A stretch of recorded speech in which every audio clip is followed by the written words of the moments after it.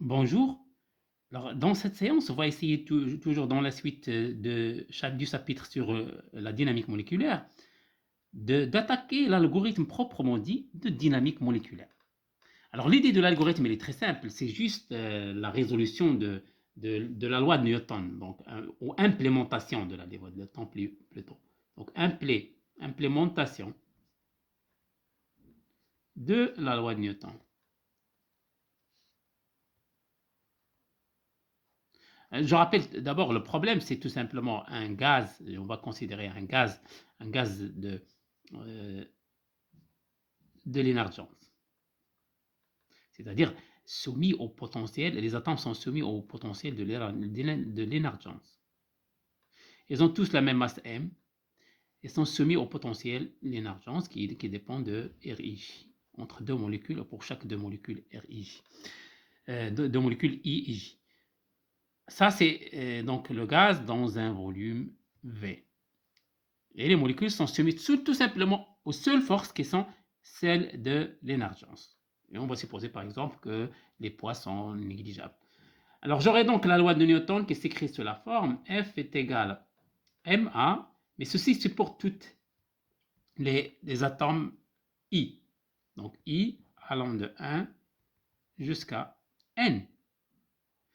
Alors dans ce qui suit, on va essayer simplement d'omettre l'indice I. On va travailler pour chaque atome, on va voir ce qui se passe pour chaque atome.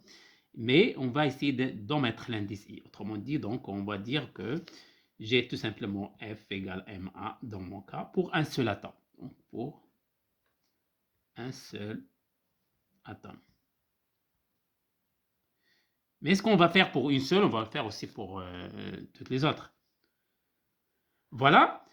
Alors, l'idée, c'est quoi? L'idée, pour l'implémentation, c'est d'essayer de trouver une relation qui me permet de calculer les grandeurs microscopiques qui sont d'abord R qui sera la position pour chaque atome, le A qui sera l'accélération, bon, ils sont là,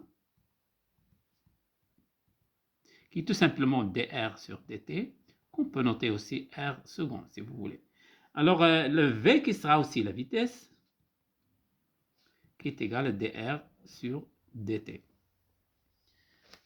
Ça c'est bon, c'est la dérivée deux fois. Mais si on veut le dériver une seule fois, c'est pour la vitesse, donc c'est dv sur dt.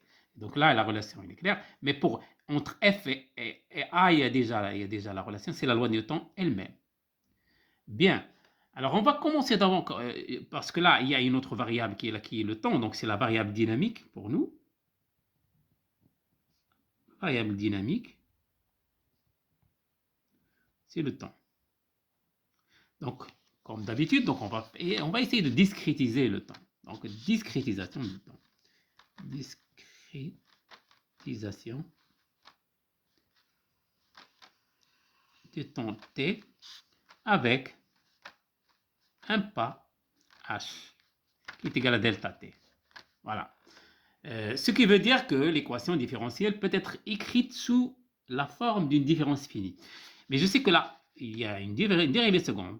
Donc, je vais essayer de faire une différence finie pour lier cette dérivée seconde aux différentes autres variables. Bon, j'écris d'abord, si j'essaie de mettre l'axe du temps ici, j'ai un temps t ici, un temps t plus h, et je peux écrire R en t plus h. C'est juste un petit delta t, et donc je peux faire un développement de Taylor. Alors, donc, formule de Taylor.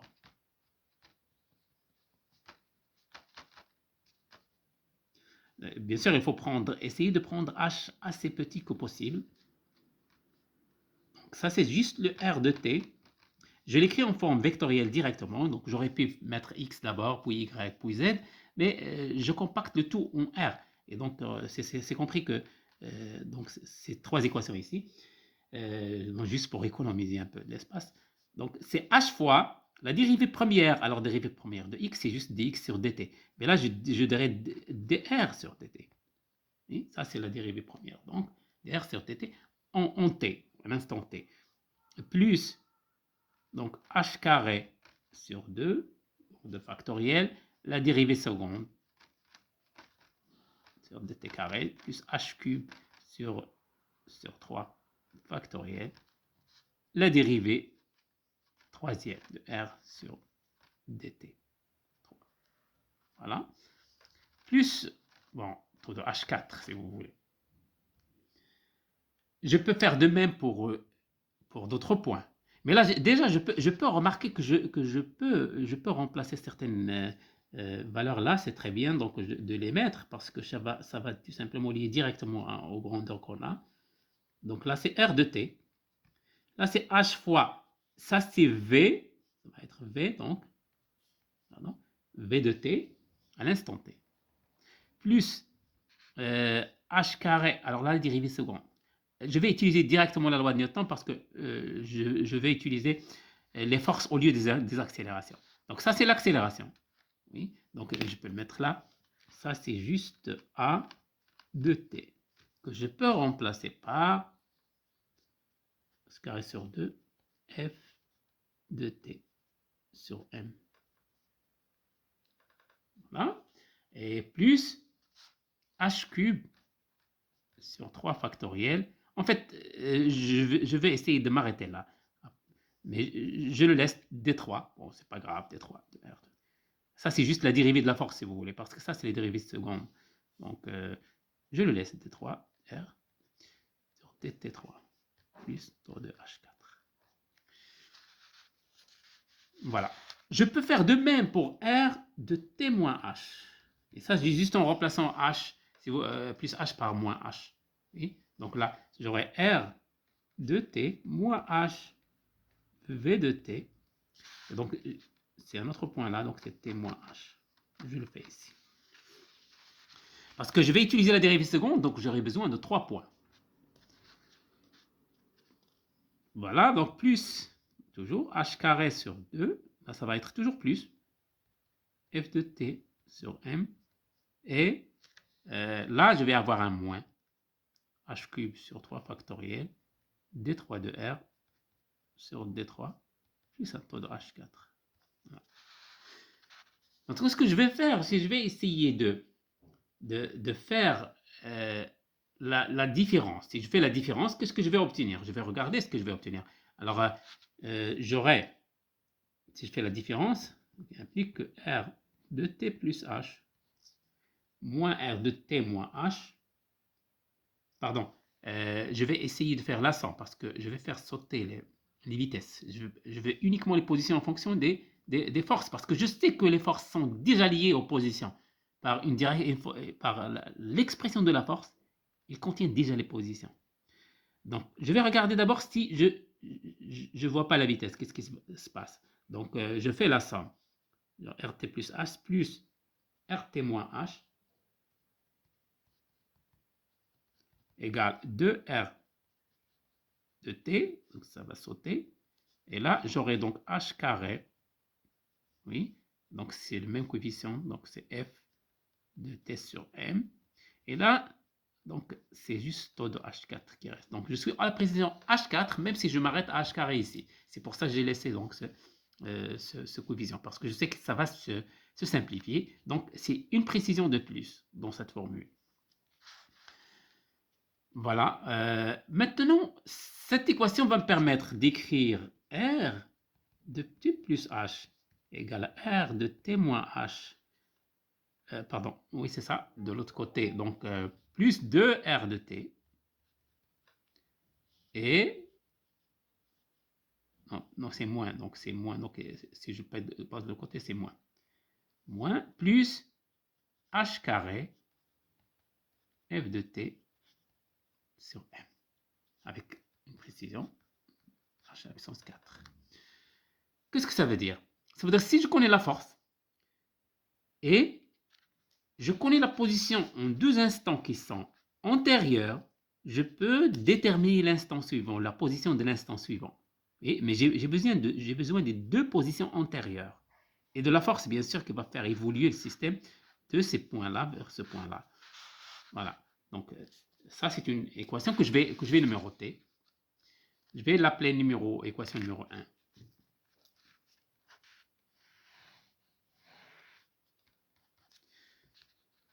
De même, une fois que je calcule la position, je peux aussi calculer la vitesse. Donc maintenant, j'ai calculé la position à partir de deux positions antécédentes. Pour la vitesse, alors pour la vitesse, je peux revenir à l'une des équations ici pour la déterminer, par exemple à celle-là, ou tout simplement si je veux par exemple une formule centrée, et je peux combiner les deux ici, mais il faut s'arrêter ici, juste ici. Vous voyez, pour simplifier ça, je fais la différence. Là, je peux obtenir la vitesse. Faire juste la différence, oui, exactement. Alors, si je fais la différence, qu'est-ce que je vais obtenir? Là, alors, j'aurais même appelé ça, je vais appeler ça, pardon, je vais essayer d'appeler ça équation 1 parce que je vais l'utiliser, donc il se référait à chaque fois à cette formule. Et celle-là, je vais l'appeler, celle que je viens d'appeler 1, je vais l'appeler 3. Voilà. Et donc ça, c'est obtenu uniquement donc à partir de 1 plus 2, j'obtiens ça. Maintenant, 1 moins 2. 1 moins 2. Donc pour les vitesses. Donc, le but, c'est d'obtenir les vitesses. Je fais 1 moins 2. Qu'est-ce que j'obtiens? Alors, j'aurai R de t plus H moins R de t moins H.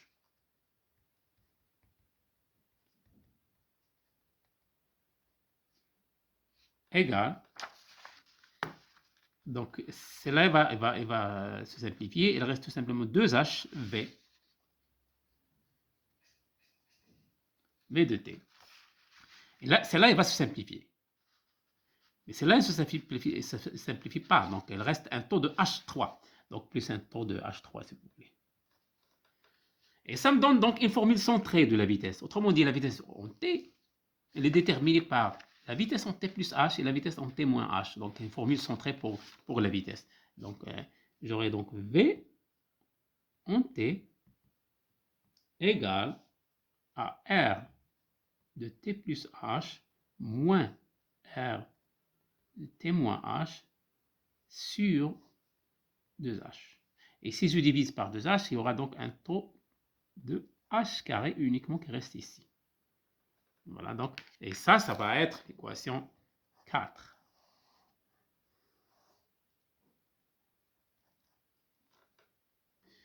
Voilà, donc, l'algorithme qui permet, donc, maintenant je peux déjà écrire l'algorithme, alors à partir juste de ces équations 3 et 4. Et donc, l'algorithme qui se base sur les équations 3 et 4. L'algorithme de dynamique moléculaire.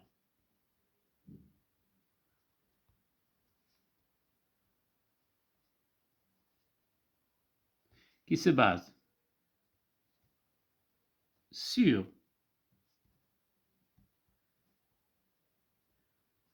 les équations 3 et 4, il dit d'appeler algorithme de Verlet.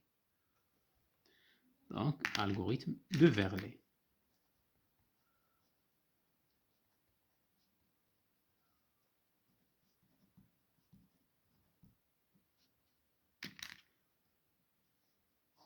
Voilà, c'est un algorithme très important, donc on va l'écrire ici dans un cadran. Donc dans ce cadran, je vais mettre algorithme de Verlet.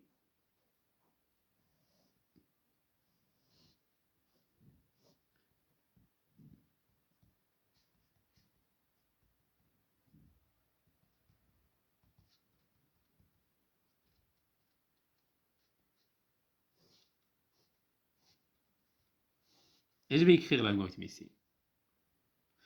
Bon, première étape, 1. Étape 1. Je vais implémenter ça. Donc, mais ça suppose qu'il y a une initialisation. Donc, l'initialisation, il faut donner. Donc, j'ai dit, si on veut la position à l'instant plus h, t plus h, il faut savoir la position à l'instant t et la position à l'instant t moins h. Et donc, il faut deux données de départ. Ça veut dire, il faut que tu donnes la position R à l'instant 0 et la position R à l'instant H pour déterminer la position à l'instant R plus 2H. À l'instant 2H, pardon. Donc, je vais spécifier deux positions initiales. Donc, condition initiale, c'est spécifier deux positions initiales. Et ça, c'est pour toutes les molécules. Deux positions initiales. Maintenant, je mets les I, les RI0, l'ensemble de tous les RI0, et RI absence 1 pour toutes les molécules. Il faut donner deux positions. Dans l'implémentation de l'algorithme, on va voir comment donner ces deux positions. Bon, ben, parfois, donc ça, c'est aléatoire. Mais ça doit être proche de ça, au départ. Bien, donc, c'est pour chaque particule I.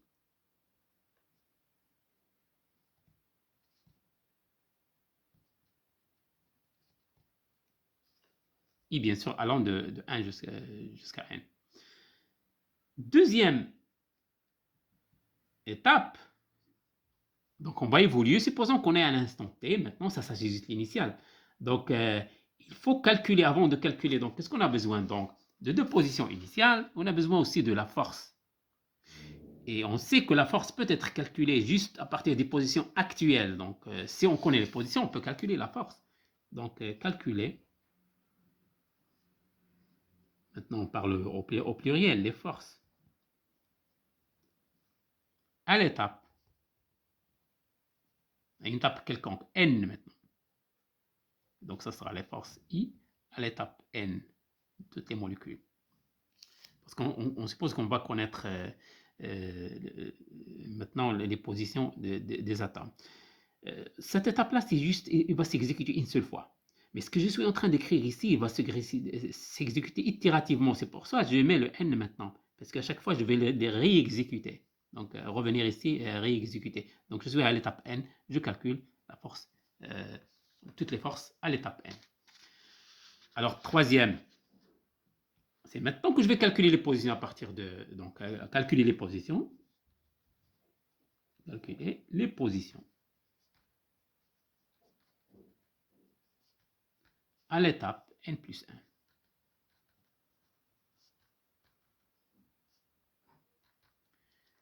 Maintenant, j'ai tout pour le calculer, donc je vais juste utiliser l'équation 1, l'équation 3. Alors, l'équation 3, je vais la mettre sous forme discrète. Donc, ça sera R à l'étape N plus 1. Oui, donc je le note comme ça, est égal à... Donc, je vais commencer par ça. 2 fois R à l'étape, donc T, donc c'est à l'étape N, voilà, moins R à l'étape N moins 1. Je mets entre. Donc, ce n'est pas un exposant, c'est juste un indice, un superscript. Alors, pour toutes les molécules. C'est pour faire ça pour toutes les molécules. Plus H carré sur M.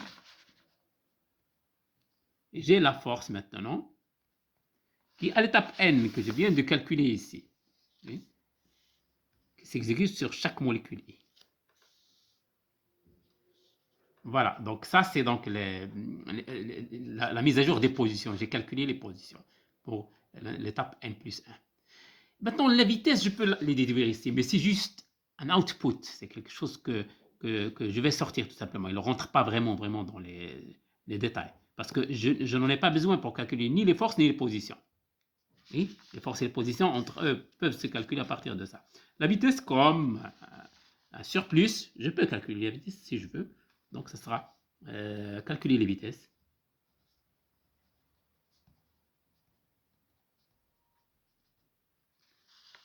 À l'étape N. Pourquoi? Parce que ce n'est pas l'étape N plus 1. Attention, donc ça se permet de calculer les vitesses à l'étape N. À partir des positions à la, N plus 1 et N moins 1. Donc, j'aurai VI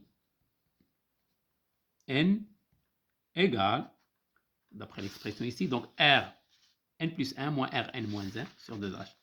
R, donc sur 2H. RI, étape N plus 1, moins RI à l'étape N moins 1. Donc, formule centrée. Voilà, donc ça permet donc de boucler je ne vais pas écrire, donc revenir, etc. Itérer. Donc, revenir à l'étape 2 jusqu'à ce qu'on finisse donc, les étapes de temps nécessaires. Voilà, donc j'encadre cet algorithme. C'est un algorithme très intéressant. C'est l'algorithme de Verlet. Voilà. Alors maintenant, l'avantage, cet algorithme, il a des avantages et des inconvénients. Alors, parmi les avantages, l'avantage essentiel de cet algorithme,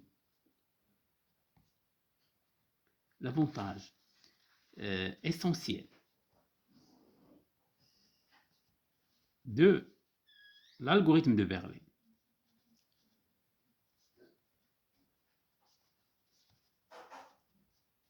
sous cette forme, bien sûr, est de préserver ce qu'on appelle la symétrie, donc la symétrie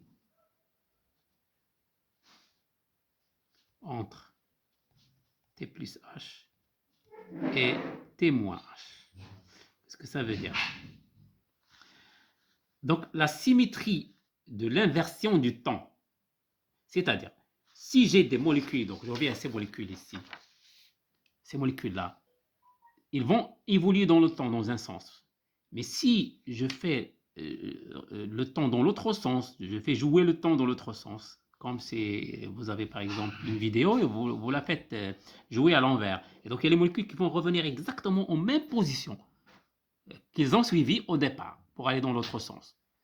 Mais ça, c'est garanti par les lois de Newton. Parce que dans la loi de Newton, vous avez une dérivée seconde. Oui, donc l'implémentation, on a dit que c'est la dérivée seconde, oui. Donc la dérivée seconde, l'accélération, oui, la dérivée seconde est égale à ma. Si vous remplacez t par moins t, vous obtenez exactement la même loi. Ça veut dire que la loi de Newton, il garantit cette inversion du temps. Donc cette symétrie entre t et moins t. Bon, si vous discrétisez, il n'est pas sûr de préserver cette symétrie. C'est que c'est revenir en arrière, vous pouvez revenir dans une autre position. Ça dépend de l'algorithme. Alors, l'avantage de cet algorithme, c'est qu'il permet de préserver. Et vous pouvez le voir ici. Si vous remplacez n plus 1 par n moins 1, vous aurez le r moins 1 ici, le n plus 1 ici, le n moins 1 ici. Le n reste à sa place. Et donc, vous aurez la même équation. Et la même chose ici. Il y a une symétrie. Donc, vous pouvez le voir ici, t plus h, si on va remplacer t plus h et t moins h, ils ont exactement le même rôle. Donc, c'est préservé dans les équations. Voilà, donc, ce qui n'est pas garanti en général. Donc, ça, c'est pas donné. Il ne faut pas dire que c'est normal parce que les équations sont... C'est parce qu'on a discrétisé. Si on discrétise, donc, parfois, ce sont des approximations. Donc. Bon, il y a... ça veut dire que, autrement dit, si j'essaye donc, le résultat de ça, le résultat de ça, c'est que je préserve, donc il préserve ce qu'on appelle le volume de l'espace de phase.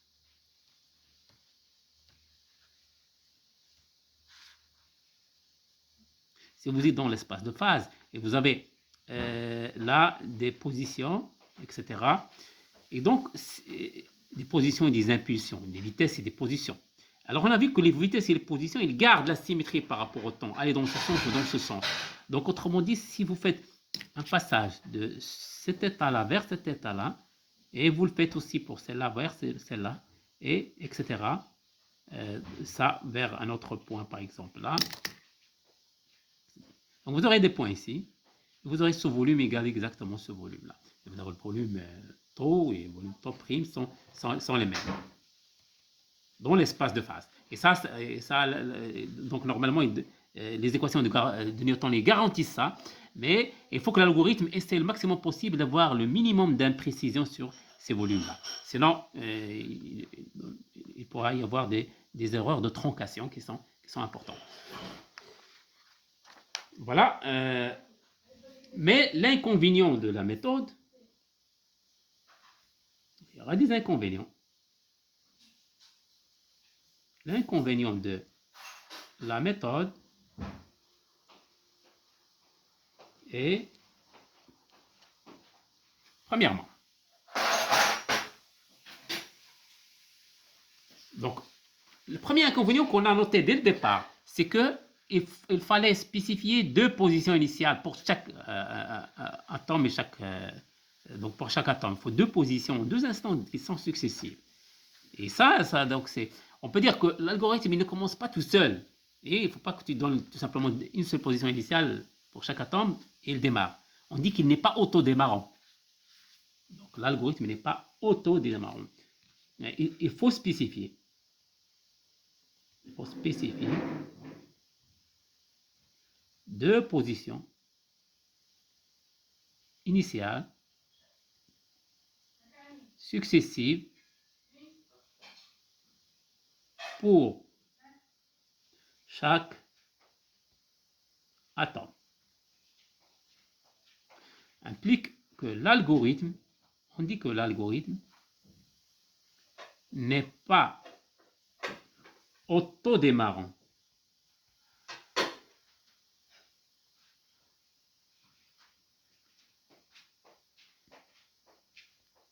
En anglais, c'est plus naturel, on dit self-starting. Donc, il n'est pas autodémarrant, il n'est pas self-starting.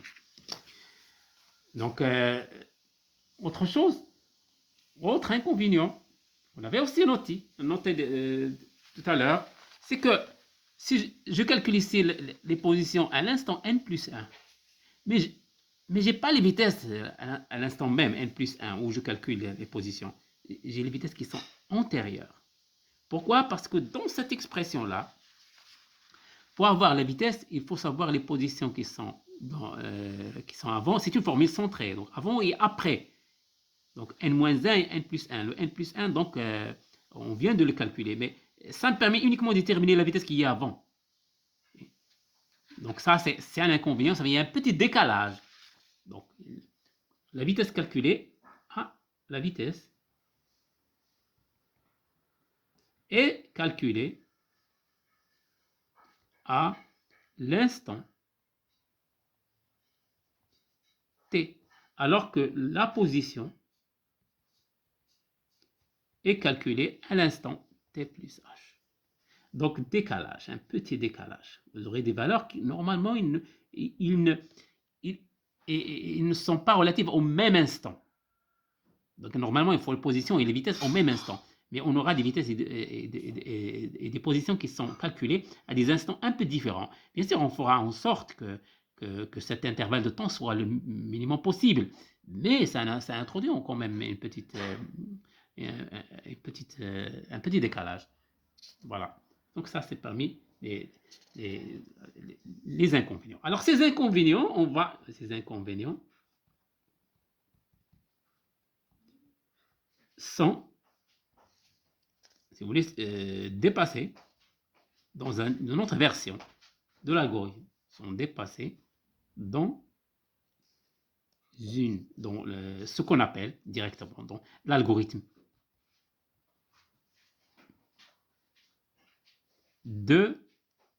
qu'on appelle de Verlet vitesse. Je vais tout de suite le donner. Bon, ça se passe sur les mêmes équations, mais un peu de façon un tout petit peu différente. Donc, ça sera algorithme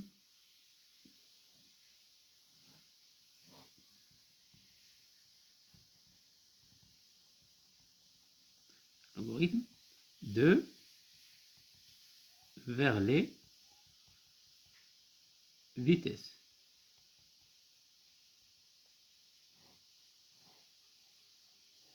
Et je vais l'encadrer comme d'habitude. Bien, première étape, spécifier les positions initiales, mais uniquement une seule fois. On va le faire une seule fois, donc on va dépasser donc ce problème. Donc spécifier les positions initiales. Donc à l'instant 0, ça sera donc, je vais donner tous les RI initiales, 0. Voilà. Mais après, je ne vais pas spécifier des positions des positions en deuxième instant. Je vais spécifier des vitesses initiales. Donc, je vais donner ce qui est normal. On donne des positions initiales et des vitesses initiales. Donc, spécifier des vitesses qui sont initiales. Alors, la différence, donc là d'abord je mets le BI0, la différence c'est que là quand je spécifie des positions qui sont là, ces positions ne sont pas aléatoires, elles doivent être compatibles avec les forces, parce que sinon tu as un problème si ce R est loin de celui-là, ça veut dire tout simplement que comme si la molécule il a parcouru un grand chemin dans un temps qui est très petit, ce qui n'est pas compatible. Donc il faut faire en sorte que tout soit compatible avec les lois de la physique, et donc pour ne pas introduire des problèmes de précision. Donc là, je spécifie des positions initiales, donc ça paraît plus logique. Des positions et des vitesses. Maintenant, 3, qu'est-ce que je vais faire? Maintenant, je connais les positions, je peux calculer les forces, comme tout à l'heure. Alors, calculer les forces à l'étape n. Et donc, ça sera FIN, comme j'ai fait tout à l'heure. Donc, ça ne va pas changer. Mais l'étape 4, qu'est-ce que je vais faire? Je vais utiliser maintenant l'expression que j'ai. Donc, ce sont les positions, calculer les positions à l'étape n plus 1. Donc, je connais les forces. Calculer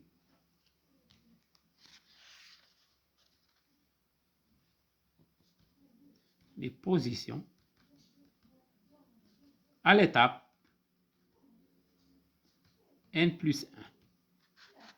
Qu'est-ce que je vais mettre? Donc, RIN, comme tout à l'heure, en n plus 1 égale à 2 RIN plus H. Alors maintenant, voilà. Là, je vais pas utiliser l'expression que j'avais mettre là, que j'avais mis là, parce que ça suppose qu'il y a deux positions initiales. Maintenant, j'ai remplacé les positions par les vitesses. Je connais les vitesses. Donc, voilà. C'est pour ça qu'on l'appelle vers les vitesses. Il introduit les vitesses ici. Et donc, là, je vais utiliser l'une des expressions qui est là. Voilà. Donc, dans le développement de Tyler, c'est celle-là. C'est 1. Maintenant, 1, il est tout à fait légitime. Donc, vous avez donc la position à l'instant t, la vitesse à l'instant t, la force à l'instant t, ça vous donne la position à l'instant t plus h, parce que je connais maintenant la vitesse. Et tout à l'heure, j'ai évité la vitesse. Maintenant, je la connais, je vais l'utiliser, tout simplement. Donc, c'est V, I, N, voilà, plus h carré sur 2, F, I, N. Voilà, donc ça c'est l'expression donc des positions à l'étape n plus 1. À partir des vitesses. Je suppose les vitesses maintenant ils sont connues. Alors, cinquième étape. Maintenant, je peux calculer, parce que si je veux revenir ici, il me faut les vitesses à l'instant n plus 1. Donc, je les calcule tout à l'heure, tout de suite. Donc, calculer. Et pardon, il me faut aussi, ici, je vais calculer aussi les forces à l'étape n plus 1, parce que je connais maintenant la position à l'instant t, n plus 1. Je peux tout de suite calculer les forces à l'instant t plus 1. Alors, c'est n plus 1. Et donc, ça serait, bon, je les calcule tout simplement, je l'appelle n plus 1. Je ne donne pas la formule parce qu'on connaît donc cette formule, on pose juste en fonction des positions. Une fois que je fais ça, je peux calculer les vitesses.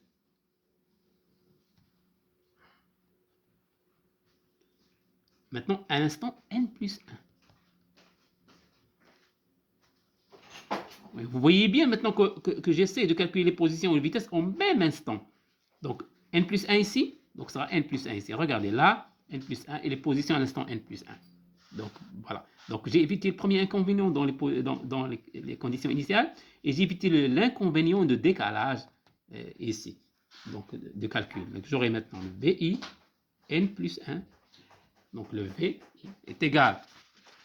Alors je peux utiliser directement, si vous voulez, l'une...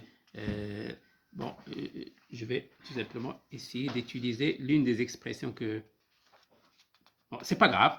Donc ça ressemble à celle-là. Oui, ça ressemble exactement à celle-là. Oui. Je peux la réécrire si vous voulez, entre parenthèses. Donc ça utilise l'accélération tout simplement. H, donc au lieu de la vitesse ici, j'aurai l'accélération. R, V de t plus H égale V de t plus H fois l'accélération. Donc je vais est égal à V, je dois l'écrire ici. Oui. Alors j'aurai entre parenthèses V de t plus H égale V de t, formule de Taylor, H fois l'accélération, et l'accélération c'est juste la force sur M. Voilà.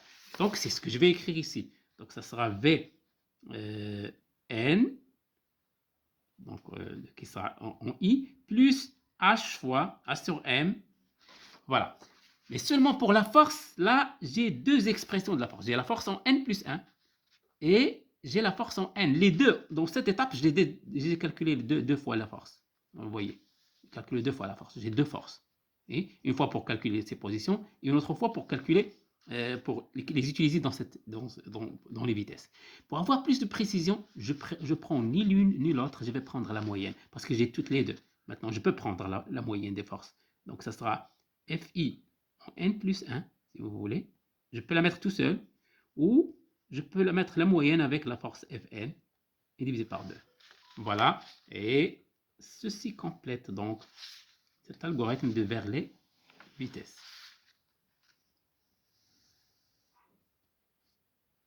Voilà, donc avec ces deux inconvénients qu'on a essayé d'éviter dans cet algorithme, on a un nouveau algorithme qui est plus approprié.